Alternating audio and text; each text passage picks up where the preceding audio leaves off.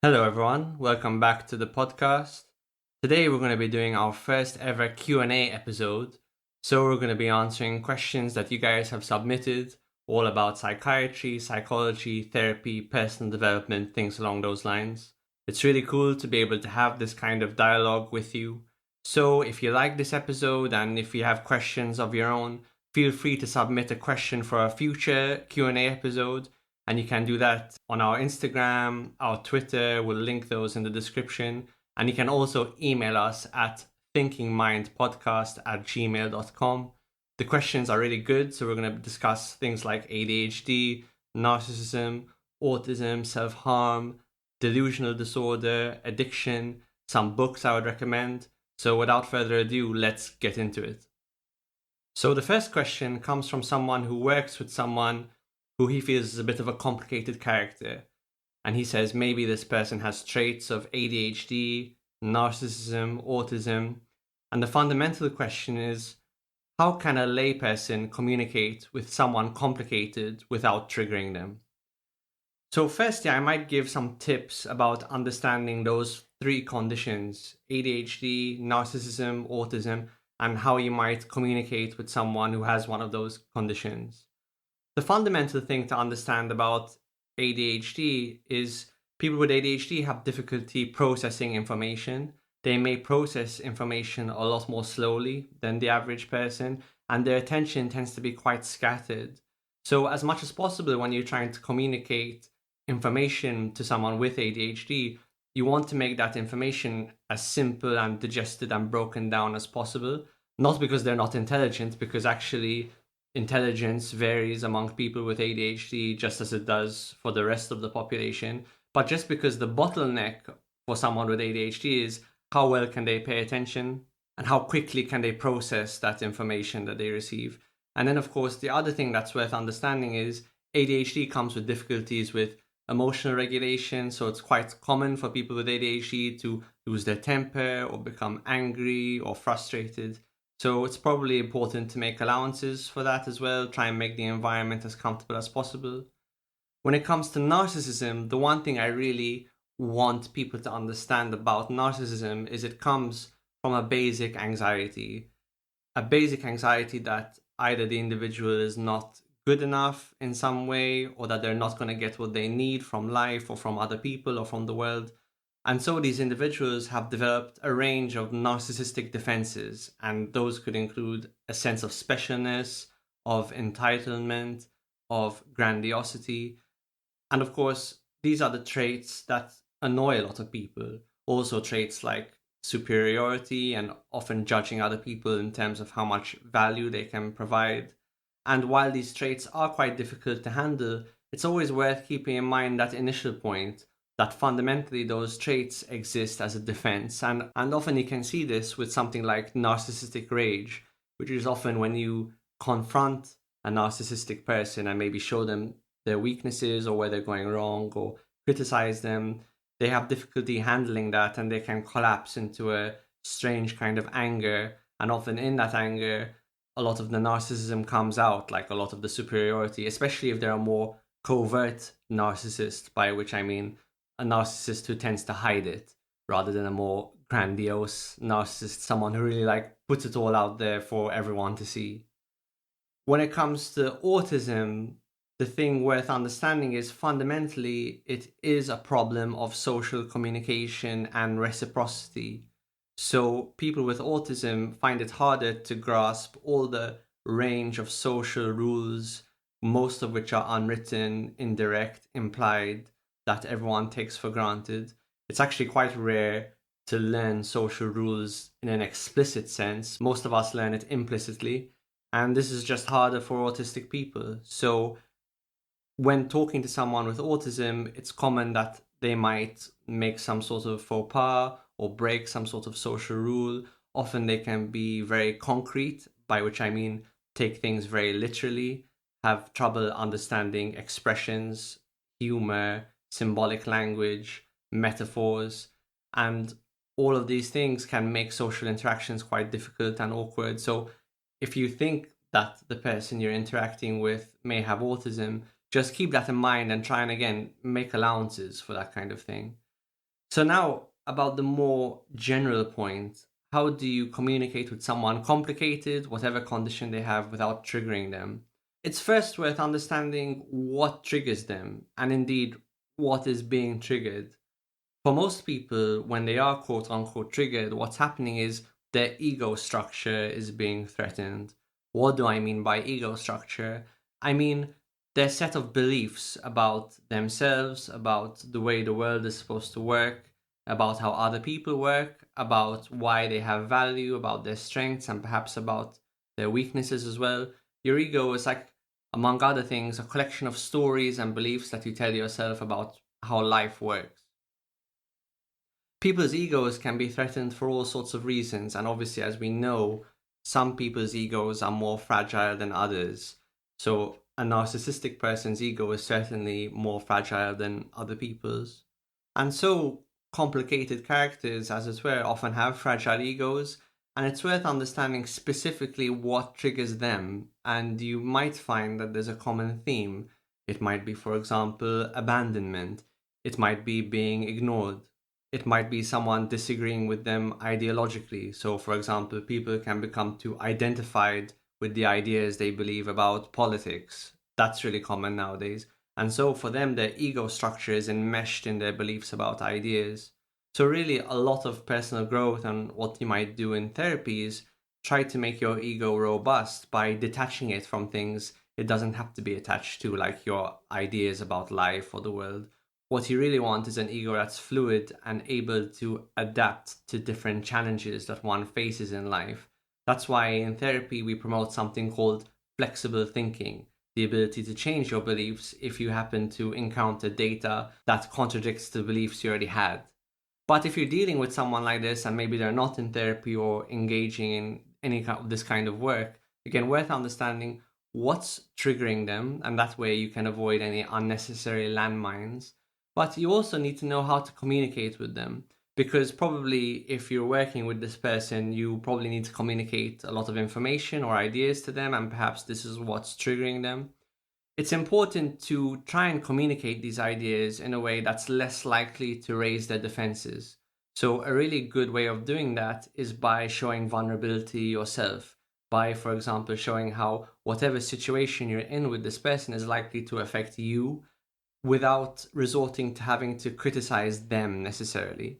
So, for example, if you're trying to work out a business deal with this person, you can simply be matter of fact and plain about how the different outcomes in the deal is likely to affect you without criticizing the other person, without using shoulds, you should do this, you should do that. It's really helpful if someone has something like narcissism or autism to remind them that you are a separate person with your own different experience of life, that your needs are likely to be different to someone else's needs. And also just to try and remind that person that presumably if you're working with them in a team, that you have some sort of shared goal, some shared outcome, and being really explicit with them that you don't want to hurt them in any way, you don't want to take away what is rightfully theirs, you simply want to negotiate an agreement that's win-win. So I find being very explicit that ultimately what you want is a win-win with that person can be very useful, and again can help lower that person's defenses.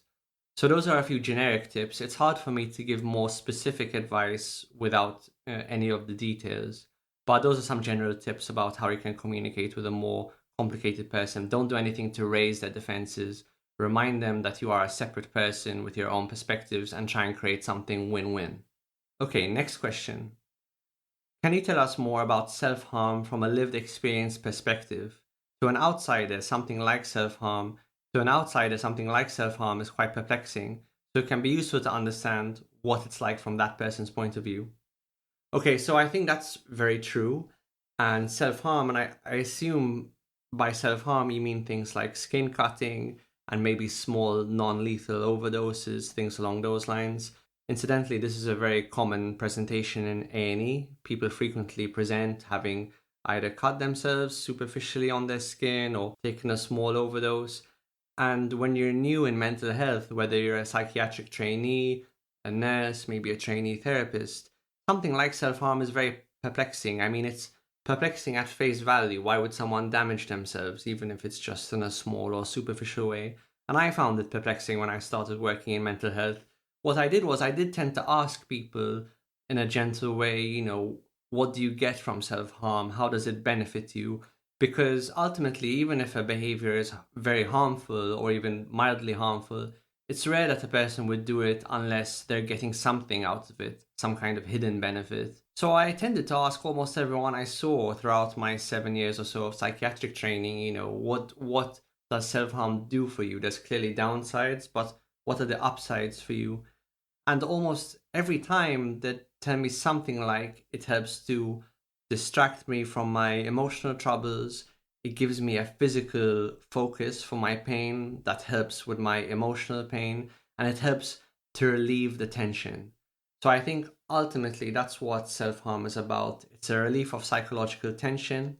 It's a way of transmuting psychological pain into physical pain, which sounds not unlike something like conversion disorder, which you may have heard of.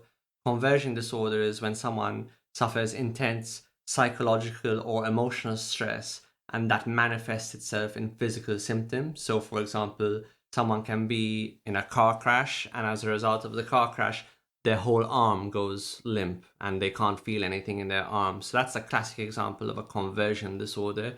And self harm, in a strange way, is like that, except a conscious action is being done in order to transmute psychological pain into physical pain. And we also know that on a physiological level, it makes sense because when you do something like cut yourself, it actually releases the body's natural painkillers like endorphins.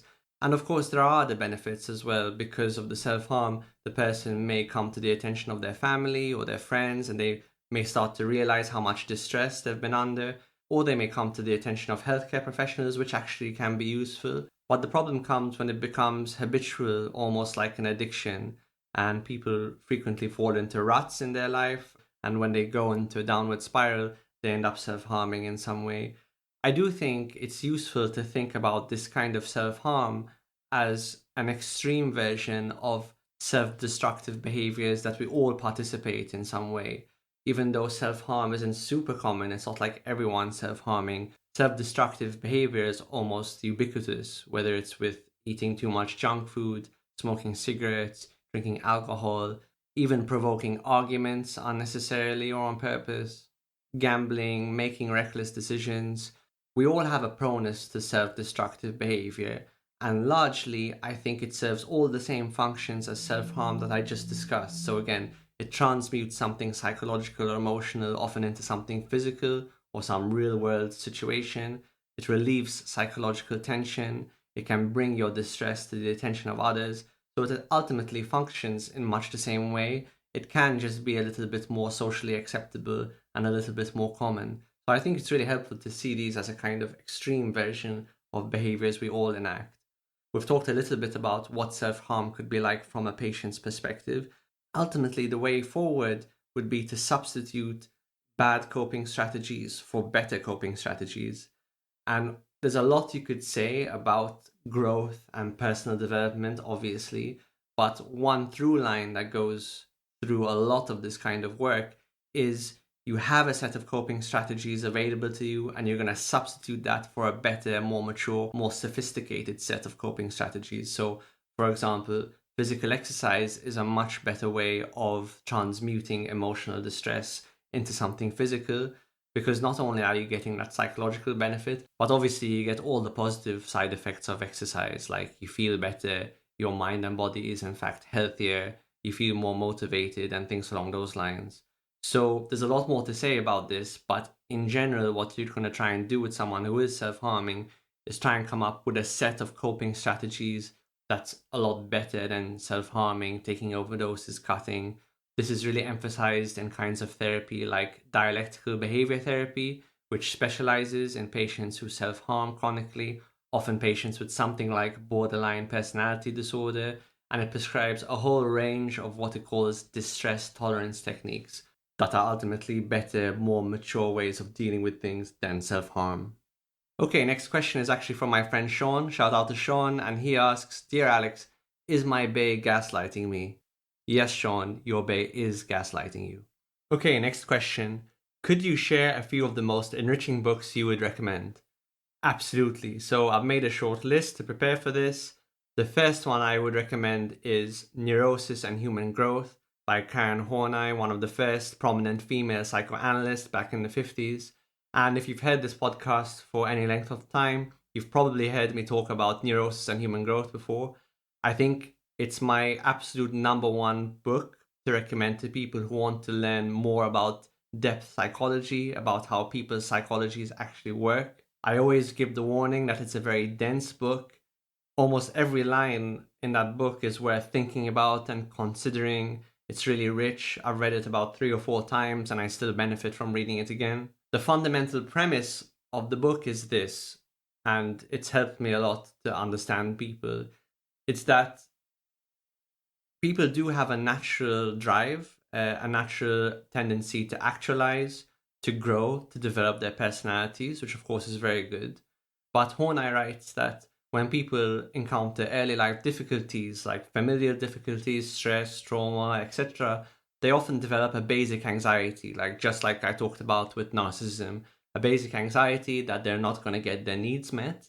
And then she writes about how basically people develop neurotic patterns, and there's a lot of individuality as to how that could present. People can present in all manner of different ways, but she gives 3 basic trends that people tend to follow. So she writes about how people tend to either turn towards other people. So these are people who are too submissive, people who tend to try and merge with other people, or they can be too clingy, people who fear abandonment, or they turn against other people. So these are the people we know who are too paranoid, angry, vindictive, perhaps more narcissistic. They turn against others, or they turn away from others. They're more reclusive, resigned. They tend to withdraw from life. They don't tend to engage meaningfully with the things they do. Often they don't have a lot of psychological contact with the people around them. And again, within these 3 large categories, there's a lot of individuality in terms of how people present, which Horney goes into in a lot of detail. But just having that framework is extremely helpful to help a person understand how people work. And I always say, if you want to understand roughly 80% of what you really need to know about human psychology, you should read Neurosis and Human Growth. So again, it's not an easy read, but it's a very valuable read. You get a lot from reading a book like that. The next book I would recommend is The Courage to be Disliked by Ishiro Kishimi and Fumitaki Koga, which I'm actually rereading again now.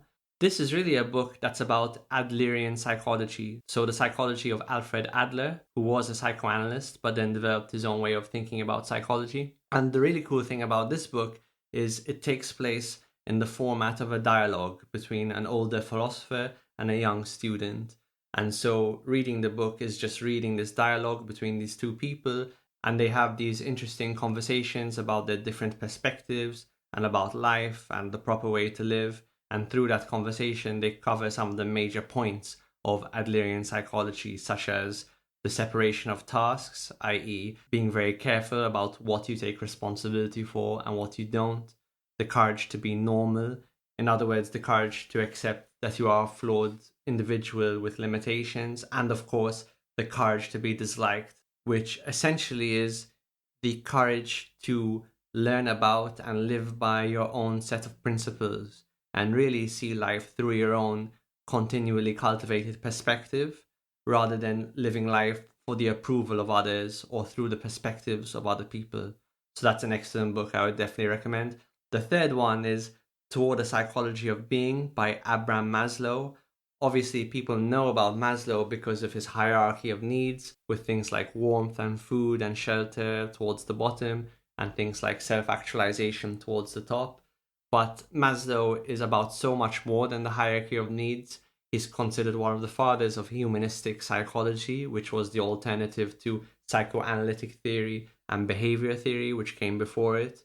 Humanistic psychology is all about self-actualization, about how a person can make the most of their potential, and how a person can become more actualized, i.e., how can they develop their value system and actually live by their value system and all of the psychological benefits of going down that path.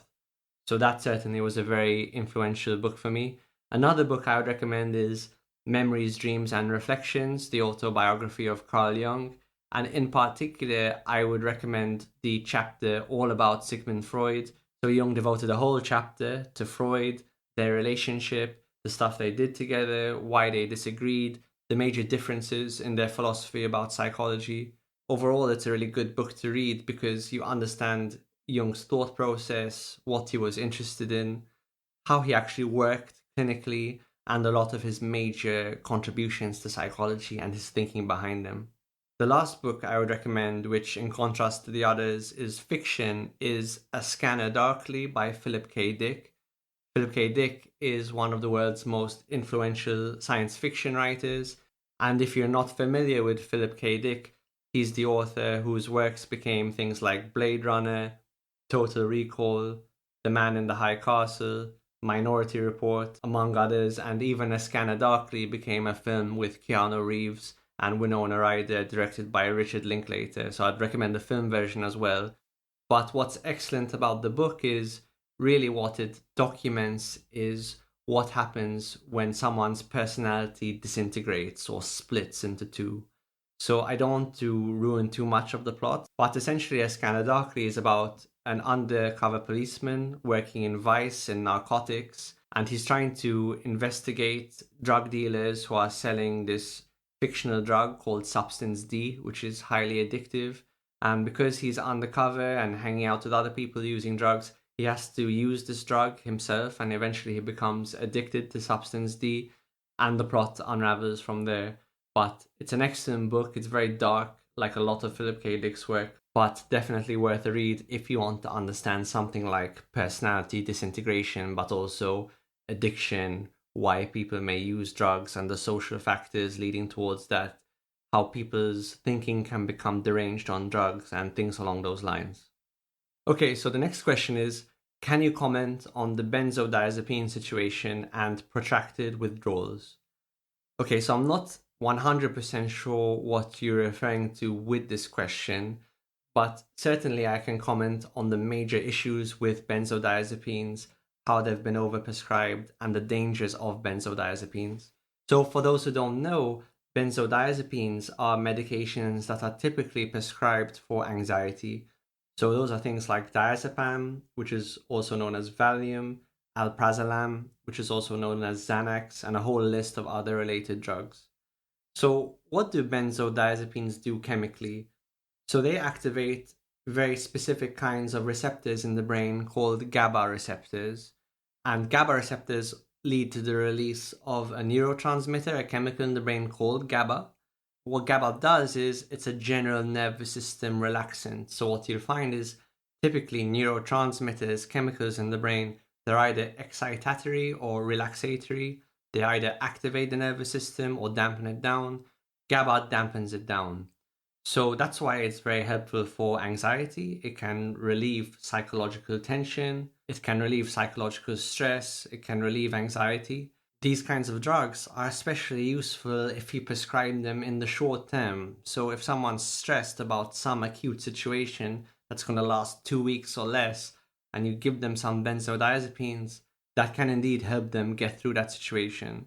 The problem is, when benzodiazepines first started being prescribed, and even now to a certain extent, prescribers have often prescribed them long term, which is very dangerous and really not advisable. The reason it's not advisable is because eventually people become tolerant to these drugs as they become tolerant to most drugs. So they tend to need to take higher and higher doses, and it stops actually having a meaningful effect on the anxiety. And also you can get lots of side effects like sedation and things along those lines. The major danger is that you become addicted to benzodiazepines. And unlike a lot of other substances, when you become addicted to benzodiazepines, you become physiologically dependent on them. So now your brain actually needs benzodiazepines in order to produce the normal amounts of GABA. And what that means is, if for some reason a person decided to abruptly stop taking a benzo, their nervous system will get too excited because there isn't enough GABA to dampen it down. This is very similar to alcohol. So much in the same way people become addicted to benzodiazepines, people become addicted to alcohol. Alcohol also binds to and activates GABA receptors. And when people become too dependent on alcohol and they stop drinking, all of a sudden they go cold turkey. That can lead to overexcitation of the nervous system, leading to delirium tremens, as it's called, the withdrawal syndrome of alcohol. That includes tremor, mental confusion, blurred vision, vomiting, and at the extreme, it can lead to hallucinations, seizures, and even death. And benzodiazepines, because they work in a similar way, are actually exactly the same. In fact, when people come to hospital with alcohol withdrawal, we actually give them benzodiazepines because that's a controllable substance which we can then gradually wean them off of to prevent all these risks of alcohol withdrawal. So if someone has been taking benzodiazepines for a long time, I would generally advise they seek some sort of medical attention and come up with a plan with their prescriber of how they can gradually go down in dose very slowly and wean it off. And similarly, if someone's addicted to alcohol, they should either wean down their use of alcohol very slowly or get medical attention and come into contact with a prescriber who could give them potentially a course of benzos that can be decreased very slowly. This is normally done either inpatient or in a very controlled outpatient setting. But absolutely, I would never prescribe benzodiazepines for longer than 2 weeks because it is so dangerous and difficult to withdraw of these medications suddenly. And ultimately, benzodiazepines I don't think are even very useful in the long term. Okay, so the next question is, what is delusional disorder? How is it different from psychosis? Okay, so this is a good question. Psychosis encompasses many different symptoms, among one of which can be delusions. So if someone's in what's known as a psychotic state, they tend to present with a range of symptoms. Their thoughts tend to be quite disorganized, their speech, their use of language is quite disorganized. They can be experiencing hallucinations, typically auditory hallucinations like hearing voices, talking to them or about them, but more rarely visual hallucinations as well, especially if it's a drug-induced psychotic episode. But also, it's quite famously known that psychosis presents with delusions. So what are delusions? They are fixed, often irrational, often bizarre beliefs that are totally impervious to any kind of doubt. They tend to be held with 100% certainty. Challenging these kinds of beliefs is often fruitless. Very often when people are in a psychotic state, the delusions they have tend to be of a paranoid nature. So, for example, they may believe that the CIA is watching them, or they may believe that they've been abducted by UFOs, or they may believe that their family is poisoning their food. But depending on the presentation, the delusions can often be more grandiose in nature. So, for example, people might believe that they're a prophet sent from God, for instance. This is especially common when someone is not just psychotic, but they're also manic in their presentation as well. But there are lots of different kinds of delusions. People might believe that they've died, or they may believe that they're critically unwell, even though there's no hard evidence that they have a medical problem. There's all sorts of delusions.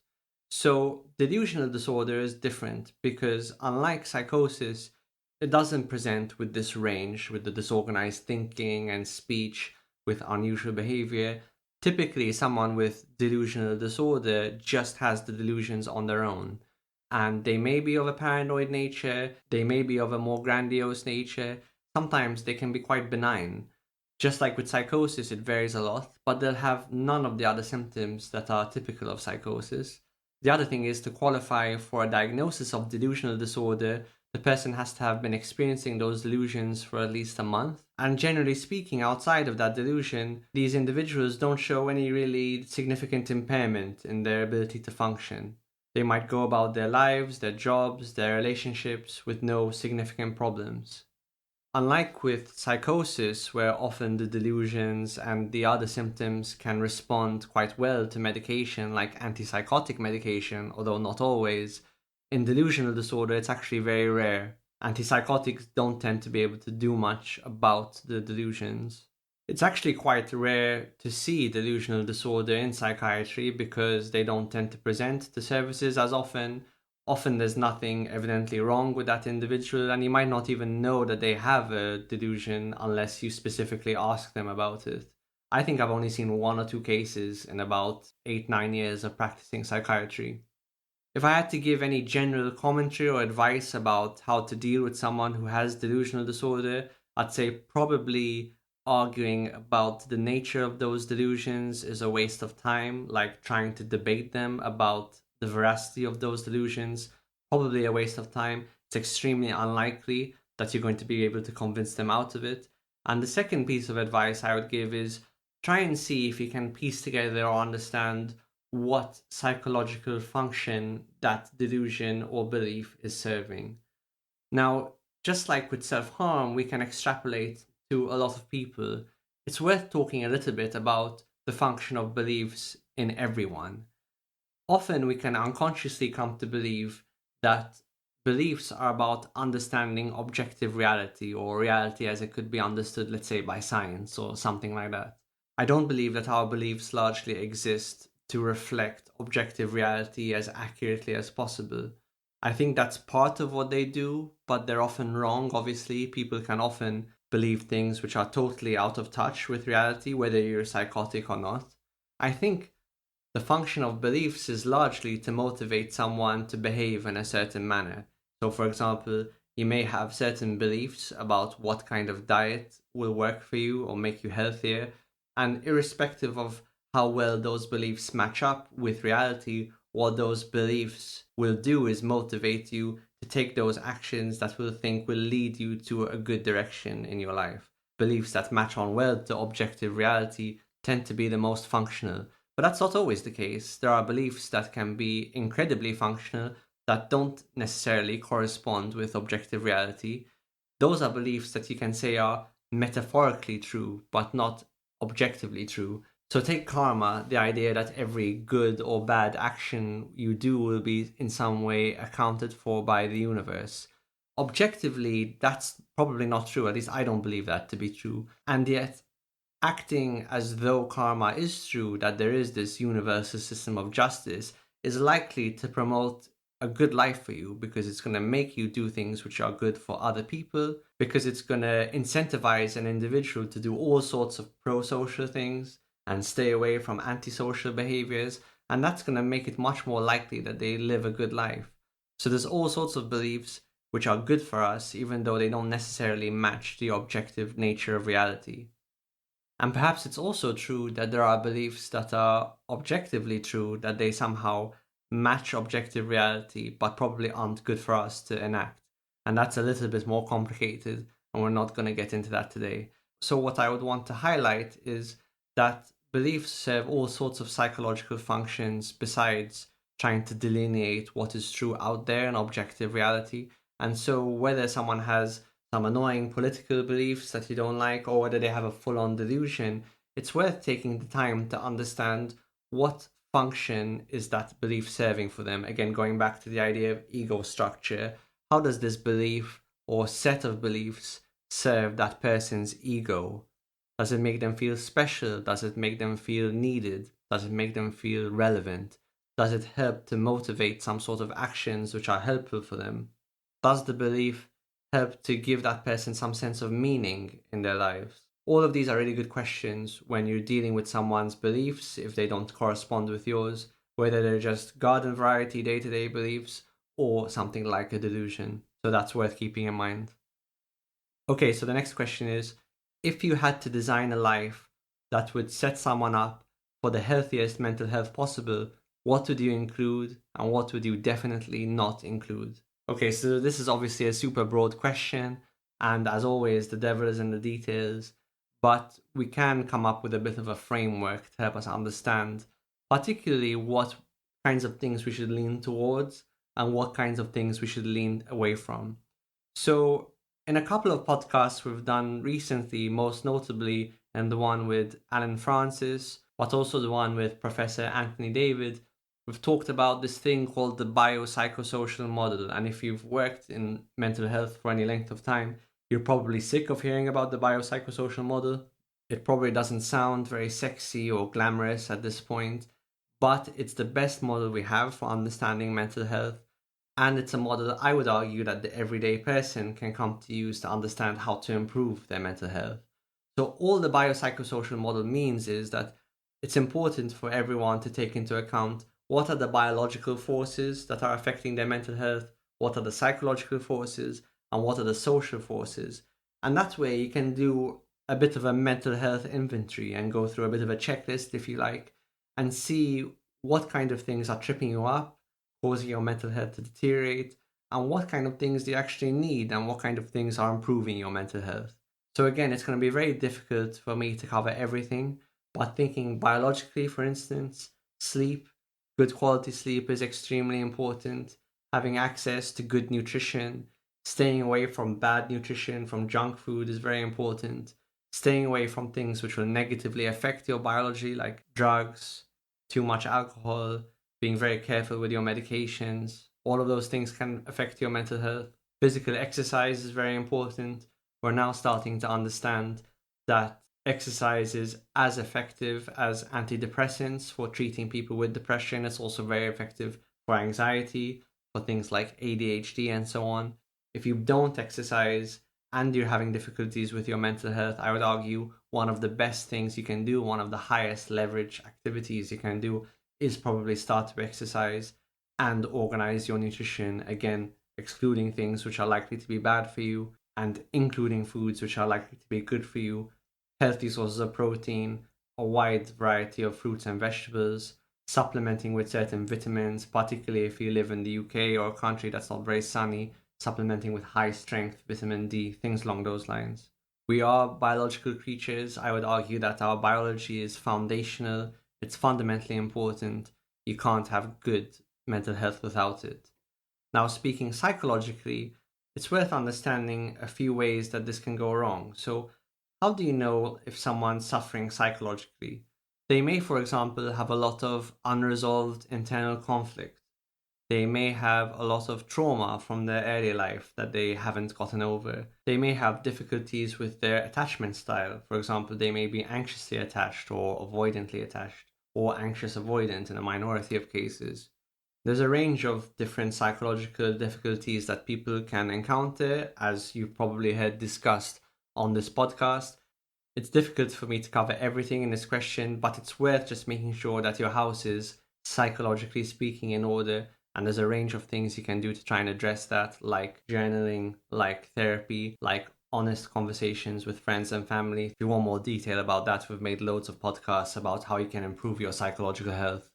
Socially, it's very important to have good, safe, mutually beneficial relationships with friends, with family, with colleagues.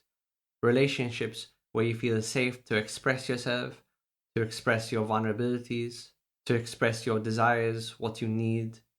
Relationships which benefit both parties, which are win-win. It's very good to have work that you need to do, work that makes you feel needed, work that adds meaning to your life, and hopefully work that actually leaves you fulfilled, which is becoming less and less common. And really one of the dangers of the AI revolution is perhaps it's not exactly clear at this moment. Perhaps AI is going to take away a lot of jobs for a lot of people.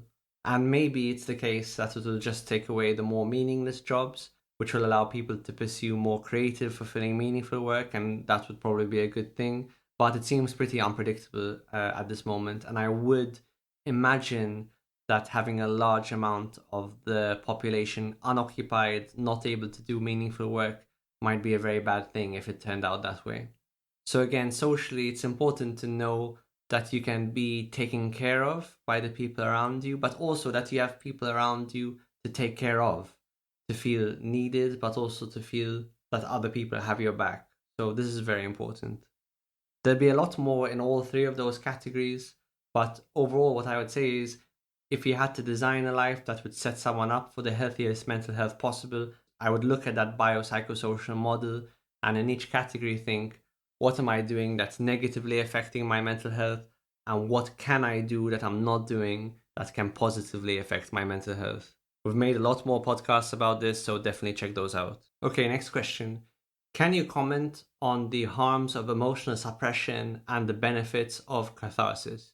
Absolutely. So, one thing that it's very important to understand about emotions is emotions contain a lot of valuable information. Obviously, this doesn't mean that every emotion should be acted on. That would be very impulsive. But emotions contain a lot of valuable information, both about what we're experiencing internally, but also the challenges we're facing externally. A long time ago, I made a podcast about the function of different emotions, what different emotions are trying to tell us, and what behaviors they're trying to incentivize for us. So, one really good example is anger. So, the main function of anger is to defend against something we don't want happening, to defend against some sort of injustice, but also to motivate us to get something we want when there's some sort of obstacle in the way. So anger has this defensive function and this offensive function, giving us the energy to break through an obstacle to get something that we want.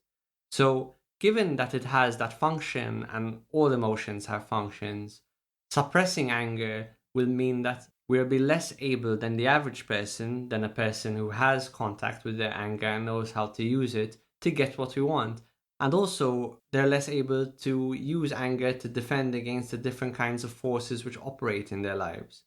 So, people pleasers are a really good example of a group of people who often don't have good contact with their anger, that tend to suppress their anger. And as a result, it's no surprise that people pleasers often end up in relationships they don't like, often win lose relationships where they're the loser. And this suppression of anger can be very damaging, both because I think suppressing an emotion itself can be damaging psychologically and introduce a lot of psychological tension and conflict. But it's also damaging on a practical external level because it means, in a very real sense, the person is not living the life that they want to live. So, emotional suppression, whether it's anger, sadness, anxiety, can be very dangerous. Really, Freud was one of the first people to talk about this. He was obviously talking about this idea of repression. And he posited that whenever you repress an emotion strongly enough and for long enough, it's going to show up somewhere else in some kind of damaging way. So, again, conversion disorder, which we mentioned previously, is a good example of this. In this case, the stress or psychological issues are being repressed, and instead of coming out in a healthy way, they're being expressed in some sort of physical symptom. But going back to anger, the most common way that that will present itself is just by the person losing their temper or doing something really impulsive, doing something really self destructive, and often blowing up their life in the process. So that can be cathartic, obviously, it can relieve someone's tension, but because it's happening all at once and very violently, it can lead to a lot of practical problems. So you think about a fictional character like Walter White in Breaking Bad. He was a mild mannered school teacher who really suppressed his own needs and his own anger for his whole life until eventually he got a cancer diagnosis. And then he sets about becoming a meth dealer, ostensibly to provide financial resources for his family after he dies. But as anyone who's watched that show knows, it wasn't really about his family. Rather, the story was about a man who suppressed his anger for his whole life, only for it to come back with a vengeance and very much a mind of its own once he realized his life was about to end, and the story manifests in all sorts of extremely destructive ways. So, what you want to do is, rather than wait for that to happen, if you are finding yourself continually suppressing a kind of emotion, is you want to practice proactive catharsis rather than reactive catharsis. You want to start to express that anger in small but consistent ways and see if you can allow that emotion to translate into its natural behaviors. So, taking a very basic example, if you're angry with your wife because they never clean up around the house, see if you can allow yourself to express 1% or 2% or 3% of that anger and see what it would say. See if you can allow that anger to motivate you to actually start to ask for what you want.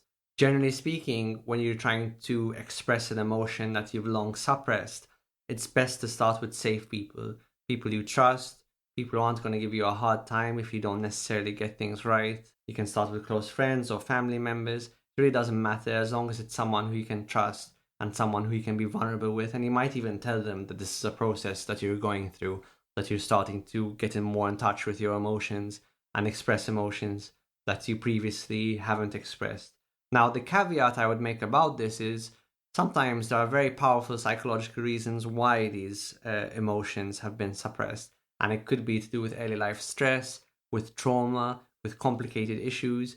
And if you find that that's the case for you, and if starting to express these emotions is actually quite complicated, that might be the sign that you might need to get the help of a professional like a therapist or someone along those lines to help you out and sort of untangle what's going on for you psychologically.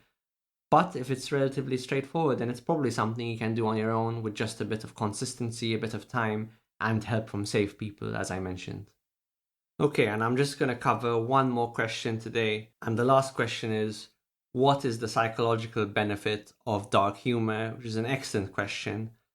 So thinking about humor generally in psychology and psychoanalysis, people have described all sorts of defense mechanisms. And the way defense mechanisms are generally classified tends to be from less mature mechanisms on one end. Those are defenses like pure repression or denial or rationalization or projection, to more mature defense mechanisms on the other end. And that can be things like sublimation, where you turn your psychological pain into something good, like your child dies of cancer and you found the cancer charity, but also something like humor. So within psychology, humor is thought of as a mature defense mechanism. Now, humor provides a lot of things. I'm not an expert on this, so I probably won't be able to cover all of it. But off the top of my head, humor certainly helps someone to provide emotional distance from the difficult situation.